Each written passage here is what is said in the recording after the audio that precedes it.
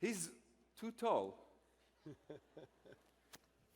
Uh, Ladies and gentlemen, I'm very proud and honored, Mr. Adam Neumann.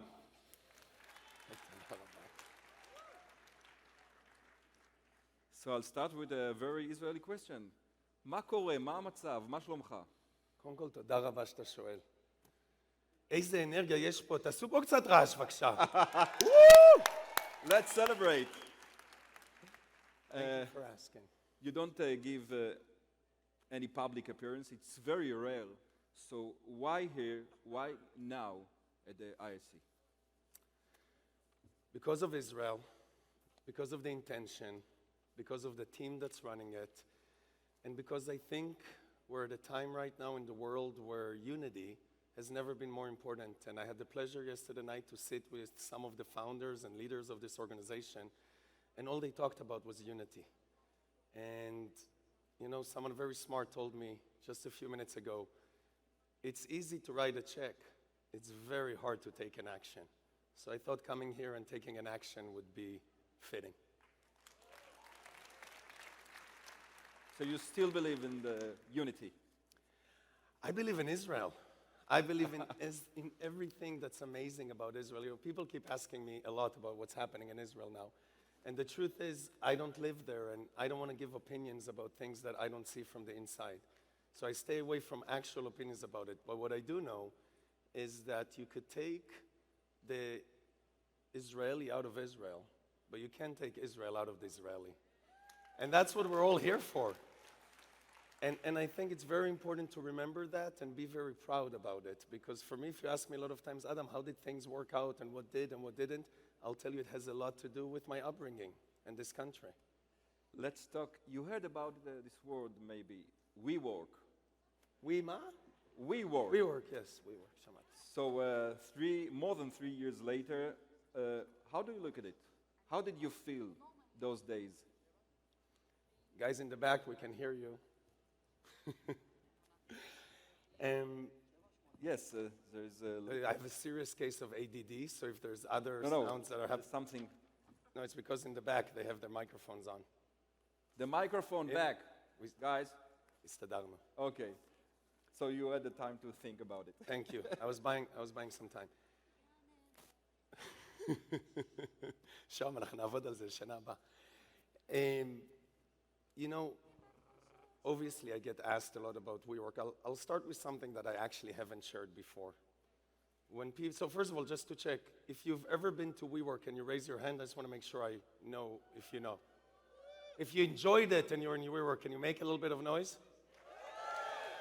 Okay. I think it was a little more fun than that, but I'll take it. You know, WeWork was a 10-year journey. It's now a 12-year-old company, a 10-year journey. And a group of people, and a lot of people don't know this, the original team in WeWork were 8 employees. 5 of them were Israeli. And all of them my best friends, and all of them served with me in the army. And we came to the US, and we came to New York, and we didn't know a lot about a lot, but we did know about Israel, and we did have the Tel Aviv energy, and we just wanted to bring it to New York City, and we wanted to bring community, because growing up in Israel, community is a natural thing. And we went on this amazing journey, and it started with 8 people, and by the end of it, it was over 10,000 people.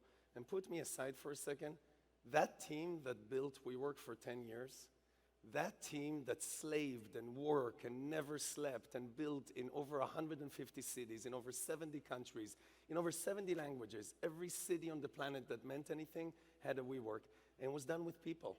Yes, there was some technology in WeWork, but what there really was sweat equity. It was a tremendous group of people that didn't give up and believed in something greater than themselves.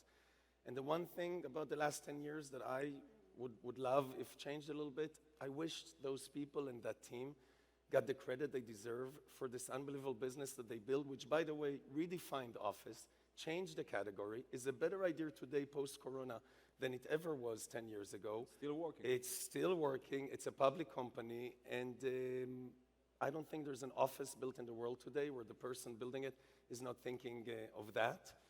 So I think it was an unbelievable journey. Like any journey, it has its ups and it had its downs, and there's things we did that I'm very proud of, and there's things we did that I've learned a lot of lessons from. But I think in life, whenever you are on a journey, it's always going to go up, and there'll always be a down. The question is, when that happens, you're going to learn your lessons, you're going to grow from it, or you're going to cry about it, or So what is the lesson?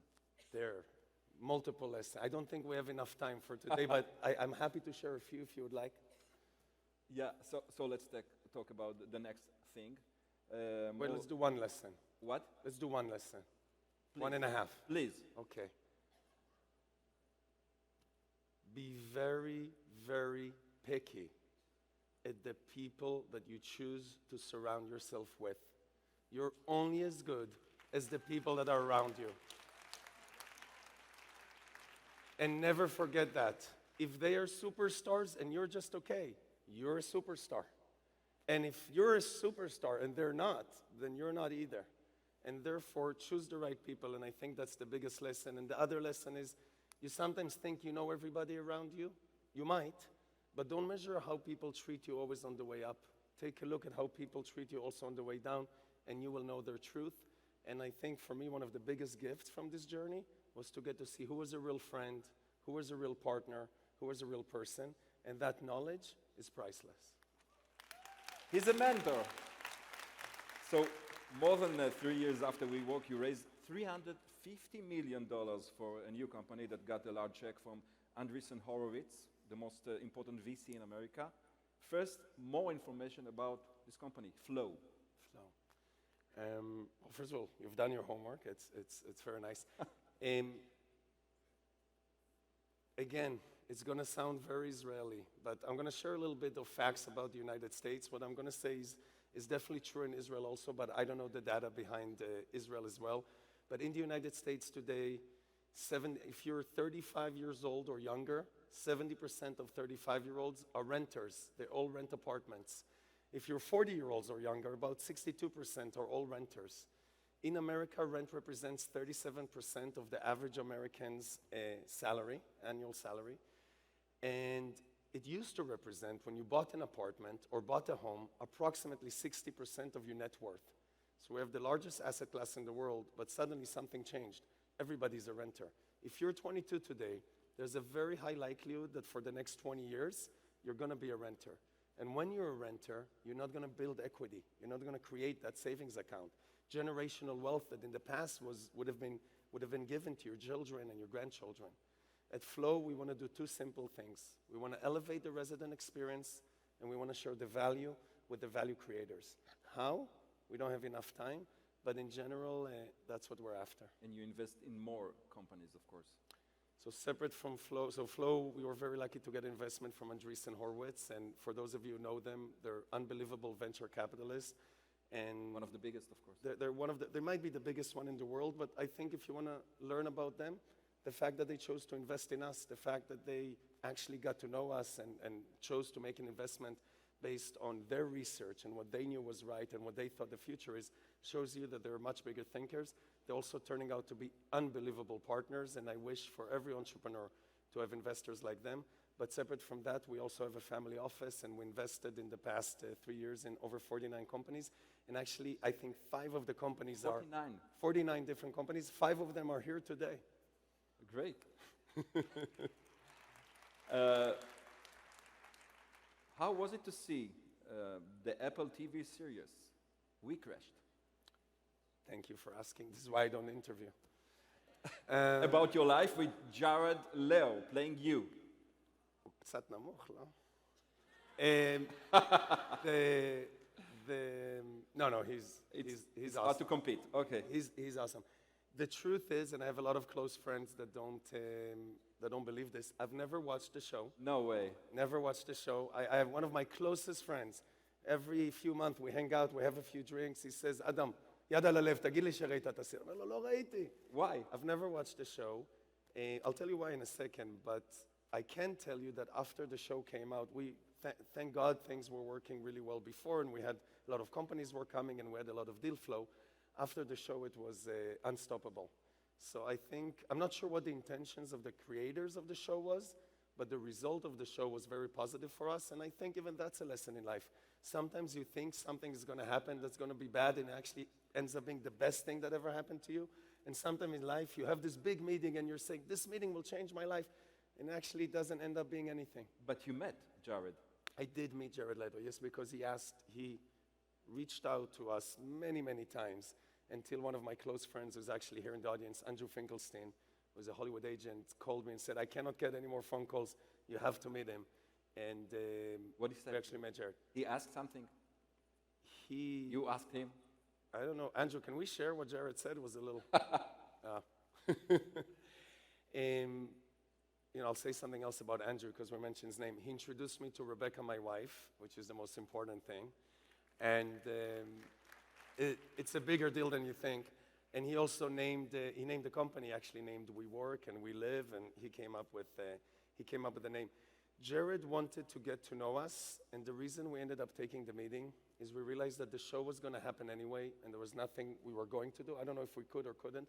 There was nothing we were going to do about it, because in my spiritual practice, it's not about what other people say about you. It's about what your wife thinks, your kid thinks, your relationship with something greater than yourself.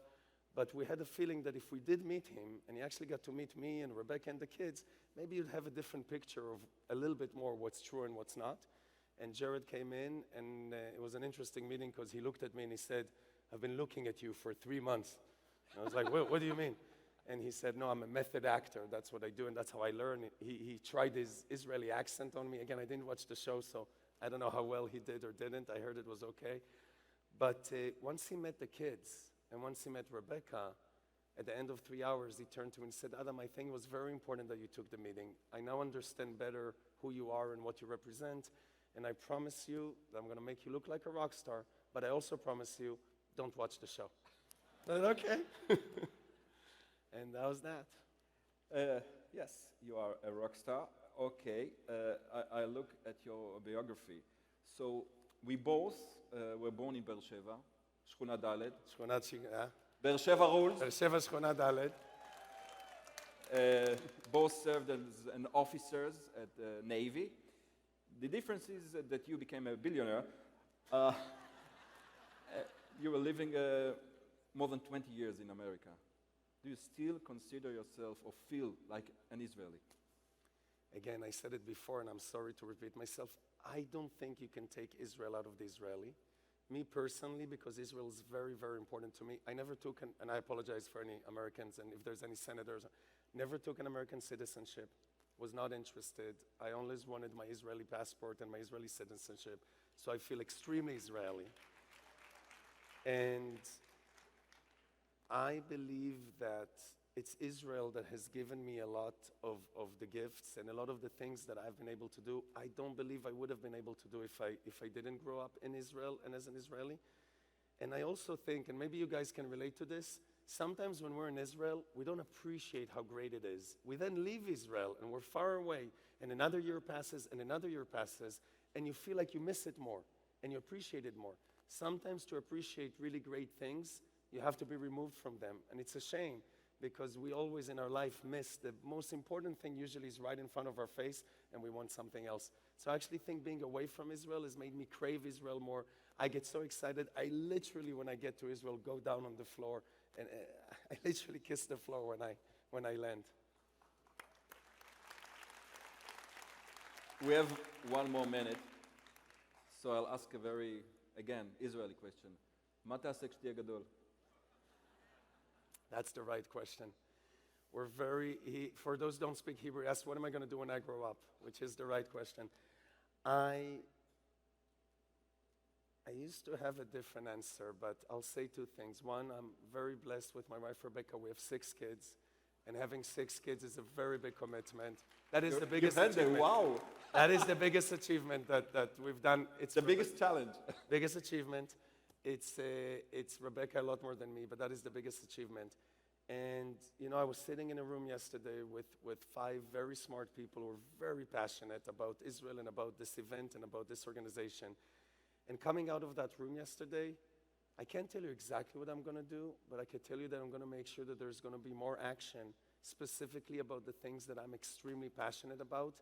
And Israel, this group of people, IAC, the relationship, unity is what really gets me going, and I hope that when I grow up, I can do something that can help make that stronger. Mr. Adam Neumann.